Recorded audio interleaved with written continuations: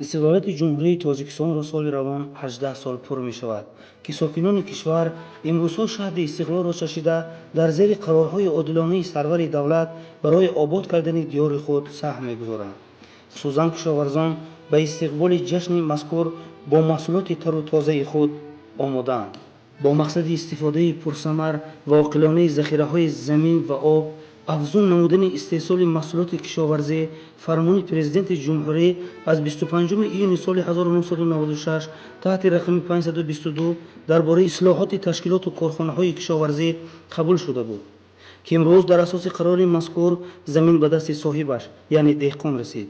چطوری که به همگان عیان است خواجگی‌های کلانترین ناحیه از آن جمله خواجگی مرغدر قسمت شده و چندین خواجگی‌های دهقانی و انفرادی تبدیل یافت که امروز ما از یکی از این خواجگی‌ها یعنی خواجگی انفرادی عبدالله دیدن کردیم و محصول قرار مذکور را بر الله حفظ کردیم. برجامات دیات لوله شیرالی در اساس قرار شهر پنجکین خواجگی سابق دولت مرغدر زیر تجهیز قرار داده شد و در جماعت 186 خواجگی دهقانی نفت تأسیس یافتند که قسمی زیاد این خواجگی دهقانی اشتر که من خود شاهد شدم شما صاحب زمین شدند. زمین به دست صاحب اساسی به دست دهقانان رسید. امروز آنها برای در زمین کار کردن، از حاصل دهقان به دست آوردن، از تمام شرایط امکانات استفاده برده دادن و تا حد امکان حرکت می‌کنند از زمین یک مرتبه نه دو مرتبه حاصل گیرن پیش تکراری گذارن زمین رو ثمرناک استفاده برن. زمین این مادر است، زمین ما رو میخورونه، میپوشونه، میبرونه و کسی که با زمین سر و کار داره، کسی که زمین با نقص کار میکنه، کسی که از عهده استفاده زمین بره و البته به تمام موافقت نائل میشه. من خواجگی دهقان بهترین در جماعت ما زیاد هستن. من در شدم خواجگی دهقانی عبدالله این زمین استفاده برده، زمین خالی بود، من زمین گرفتن باغ بنیاد کردن، من تاک شناندن، من در بین باغ و تاکزار با پمیدور، بادرینگ، کرم، دیگر میوه‌هایی که به این طلبات آنها خیلی زیاد در بازار نرخ بلند دارند اینقدر استحصال کرده. من بازار رو برآورده مرحمت من قدران برآوردگی برای پس کردن نرخ بازار برای محصولات خصوصی و ارزان استحصال کردن حرکت می‌کنم که من محصولات تازه خصوصی استحصال کردن عادت من اینکه الکی سیبشون تایار شفتالو برام دیگه من ناک دارن دیگر محصولاتی که برای طلبات مردم ضرورت در خواجگی دهقانی عبدالله استحصال کردن از آن جمله چاروداری هم میکنن برای استحصال گوشت، برای استحصال شیر. ما حرکت میکنیم که در آینده در جماعت ما با زمین از ثمرناک استفاده برن خواجگی دهقانی تجربه بنیم خواجگی دهقانی عبدالله رو آموزن. خواجگی انفرادی عبدالله ماه ایون سال 2005 با قرار رئیس شهر پنجکین تشکیل کرده شده. از اولی تشکیل یابی همه 6 نفر اعضای خواجگی برای به دست آوردن حاصل بلند سعی کوشش بی اندازه کردند. این است که در قطعه 2 گکتار و 70 سوتق باغ از این سبزار، ناب، شفتالو، انگور، قرالو بنیاد کرده شد.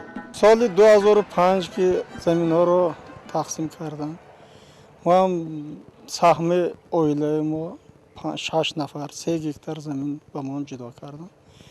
هم 3 گکتار زمین خیلی مهنت خدمت کلان قطعی باغ کردیم. 2 گکتار 70 سوتقش ما باغ کردیم، 30 سوتقش تاک. باز بین همین قطارا با کشتر سادیم. سال گذشته هم پمیدور نغز حاصل نغز رو راندیم. امسال هم پمیدور با پای جو با درینگ 1 گکتاری که سال پیش ما باغ کردیم خیلی پیش نو حاصل بود نداروندشم نو نهال انداخت. رحمت به جناب عالی پرزیدنت ما که همین زمین رو به ما دادن. ما البته رحمت به حکومتی نوحوی که باز ما رو دستگیری کردن.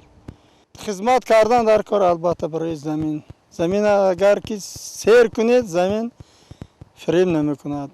زمین همه وقت میخواهد مهنت، همه وقت خدمت، همه وقت نگاه بین. زمین بی‌پروا کرد زمین هیچ بعد. البته ما با آینده خدا خواهد خدمت میکنیم و برای وطن ما برای گلگل شکوفی تاجیکستان با خدمت بلند میکنیم. ما همین 3 گکتار زمین وقتی که سهممو جدا کردم با ما سهم 3 هکتار زمین سهم رسید به 6 نفری که کارگر سابق سابقاز مرغی در بودیم. همین زمین ما البته از اول دیگر راه خدمت بود و با همین به خواجگی یاررسانی مال کردیم. ایستاد 2 سال باز که با زنبور اصل کار سادیم. همین وابستگی با همین زمین نباشه ما یک تا مال بانی کردن البته نمیتونیم. زنبور اصل هم تو همین زمین گل نکند هیچی نیست. این به این نمیشد که اگر یک زمین تنها یا داشته و یا مال نکنید چیز و از مال حاصل نگیرید از خود زمین حاصل میگیرید بعد داشتنش همین زمین حاصل ناکش من اصاب مال میشمارم که و پارو بهش آوره میریزیم میفروشیم از وای نسل میگیریم. همین با خدمت اومده با البته زمین از برای همین سبب از آب قرضمون نیست از نالاگای اندازی دولتی قرضمون نیست. همین وابستگی با خدمت زمین.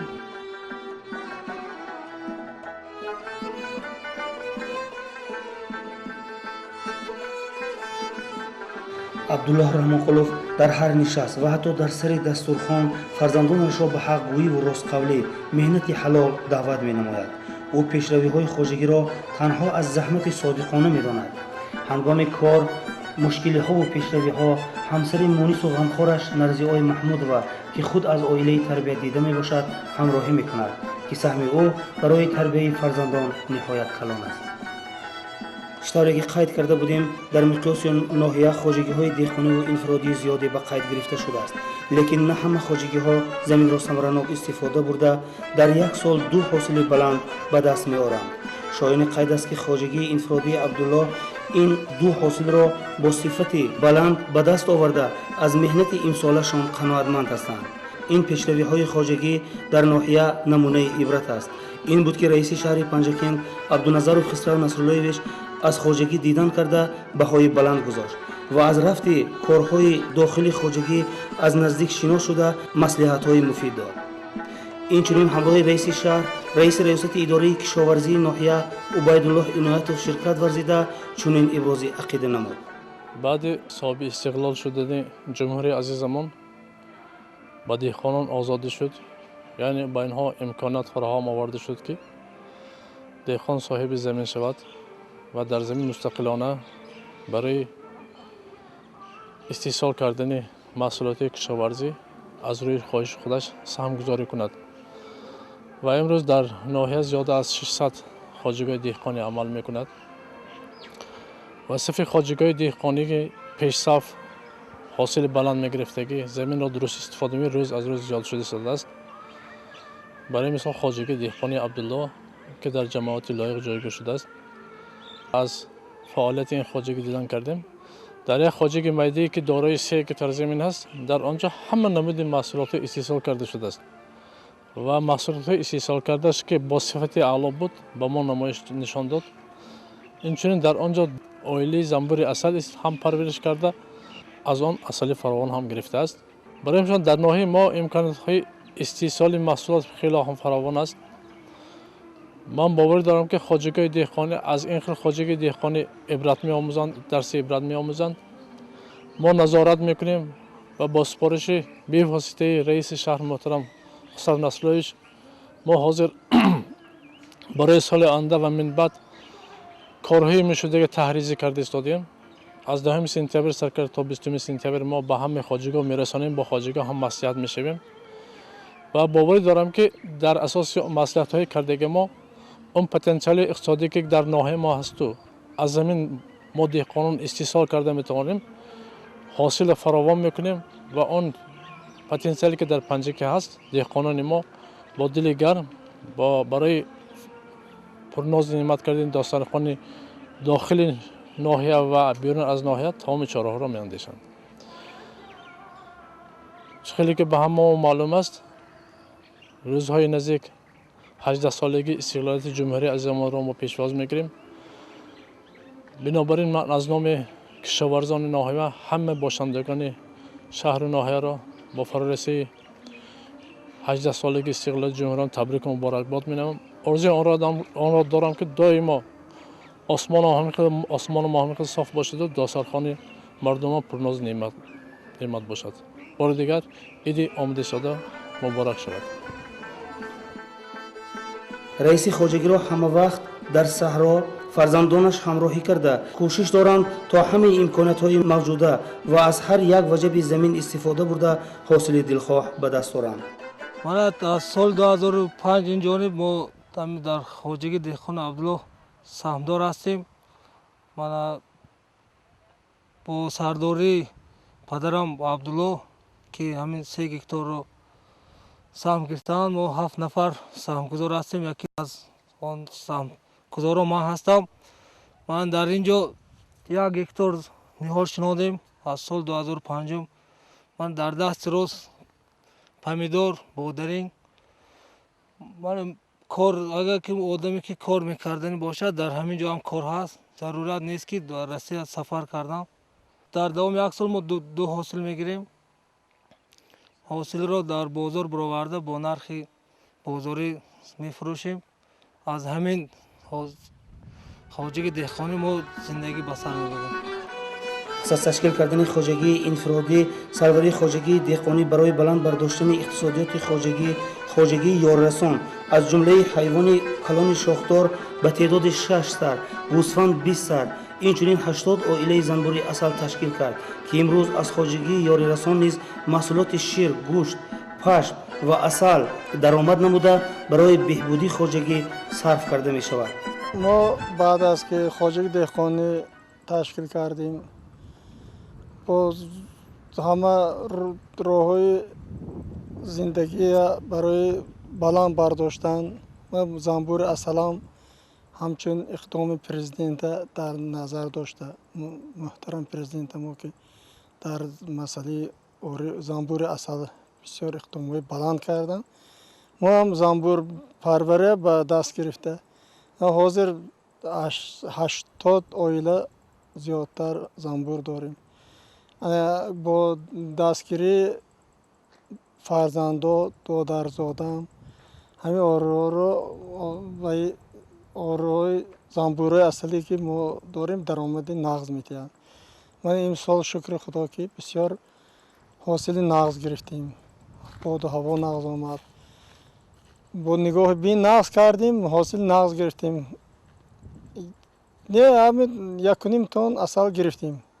آینده نقشه داریم که نصیب باشد از ذاتای نوی همین کرپت از شهر خوجند ذاتای نوش بیاریم با زمین و ترقیتی. در خواجگی امسال 2 حاصل بلند به دست آورده شد. در بین قطارهای سیب و ناب، انگور و شفتالو از تیران ماه گذشته جو کاریده با مساعد آمدن آب و هوا حاصل بلند به دست آورده شد. پس از تروی جو که در وقتش گذرانیده شده بود، زمین را به کشت تکراری آماده ساخته از نو در همه زمین‌های خواجگی کارتوشکا، پمیدور، لبلبو، کرم، پیاز، قلمفور کاریدند که عین زمان محصولات تیار بوده هر روز به بازار شهر و دهات برآورده می شود که این برای پس کردن نرخ بازار مساعدت می کند. سالی گذشته نیز خواجگی حاصل بلند به دست آورده از مهنت حلال خود صاحب تراکتور جفتی شد. اینچنین باید قید کنم که خواجگی در نزد اداره اندوزی ناحیه و اداره آب قرض نداشته پرداخت‌های پولی اداره‌های مذکور را در وقتش اجرا می نماید. از حساب درآمد صاف هر سال به شخصان کم بضاعت مکتب، کودکستان یارمندی نموده با جماعت دهات و مقامات اجرایی حکومت دولتی شهر همکاری دارد.